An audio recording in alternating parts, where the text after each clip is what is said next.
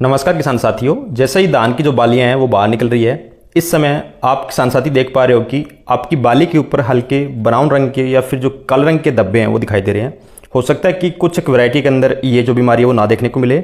अगर मैं बासमती की बात करूं तो लगभग बासमती की सभी तरह की जो वैरायटी है, एक या दो को छोड़ करके, उनके अंदर ये जो दिक्कत है पिछले 3 से 4 सालों के अंदर नोटिस की गई है। वहीं पर पीआर की भी कुछ वैरायटी है जिनके अंदर ये जो दिक्कत है वो आती है। बेसिकली देखा जाए तो बाली का बदरंगा होना वो 5 से 6 चीज़ों के ऊपर निर्भर करता है। पहला तो उसके अंदर हो सकता है कि आपके खेत के अंदर बैक्टीरियल पेनिकल ब्लाइट आ चुकी हो। इस बीमारी के अंदर जो बालियाँ हैं वो खाली रहती है, दाना बिल्कुल भी नहीं भरता। अगर आपकी जो बालियाँ हैं वो झुक चुकी है, इसका मतलब कि इसके अंदर बैक्टीरियल पेनिकल ब्लाइट नहीं है, क्योंकि बाली तभी झुकती है जब उसके अंदर जो दाना है वो भर जाता है। अभी मोस्टली क्या दिक्कत आ रही है कि जो बालियाँ वो झुक चुकी है लेकिन फिर भी जो दाने हैं वो दागी है, और जो दाने दागी है उसके अंदर दूध वगैरह जो बन रहा है, यानी कि वो दाना प्रॉपर तरीके से पका हुआ है, ऐसी बात नहीं है। दूसरा रीज़न हो सकता है कि आपके यहाँ पेनिकल माइट्स का भी अटैक हो चुका हो, लेकिन ये जो समस्या है वो ना के बराबर किसान साथियों को फेस करने को मिल रही है। अभी जो मेन दिक्कत चल रही है वो क्या है कि डर्टी पेनिकल की।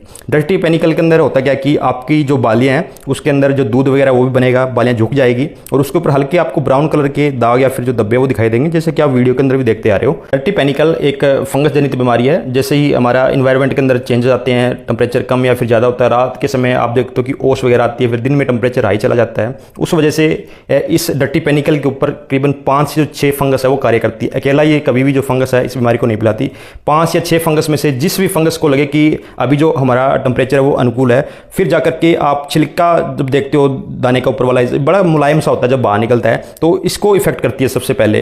कुछ एक क्रॉप के अंदर तो देखा जाता है कि जो अपना नर फूल होता है उसको भी ये जो है वो इफेक्ट करती है, और वहाँ पर जो फिर पॉलिनेशन की प्रक्रिया है वो ऑलमोस्ट खत्म हो जाती है, वो दाना आपको खाली दिखाई देता है। लेकिन कुछ एक वैरायटी ऐसी है कि उनकी अपने दाने के ऊपर वाला जो छिलका है वो बड़ा ही स्ट्रॉन्ग टाइप का होता है, उसके ऊपर इन फंगस का जो इफेक्ट है वो ना के बराबर देखने को मिलता है। अगर आपके खेतों के अंदर इस तरह की जो समस्या है वो दिखाई दे रही है तो किसान साथियों को घबराने की जरूरत नहीं है कि जैसे जैसे आपका जो दाना है वो पकने की अवस्था की ओर जाएगा, हल्का हल्का जो पीला कलर का होगा, फिर आप देख रहे हो कि सुनहरे रंग का होगा, तो ये जो ब्राउन कलर का आप दाग या धब्बे देख रहे हो ये लास्ट के अंदर बिल्कुल आपको पता ही नहीं चलता कि मोस्टली खत्म हो जाते हैं। केमिकल कंट्रोल की बात करें तो इस बीमारी के लिए कोई स्पेसिफिक टेक्निकल नहीं है। जो भी आप ट्राइजोल ग्रुप या स्ट्रोबिन ग्रुप का कॉम्बिनेशन यूज करते हो वो भी आप मार्केट से जो भी लेके आते हो वो इसका जो रेगुलर स्प्रे आप करते आ रहे हो अदर फंगस के लिए, वही इसका जो स्प्रे वो रहता है। कोई स्पेशल टेक्निकल नहीं है कि आप इसका अगर स्प्रे कर लेते हो तो ये बीमारी आपके खेत के अंदर दिखाई नहीं देगी। हाँ, जब भी आप स्प्रे कर रहे हो तो एंटीबायोटिक वगैरह स्टेप्टो है, वेल्डामाइसिन है या बैक्टीरिया माइसिन है, कासुकामाइसिन, जो भी आपको मिले इनमें से ये आप साथ जरूर डालें ताकि उस फंगीसाइड की जो थोड़ी सी पावर है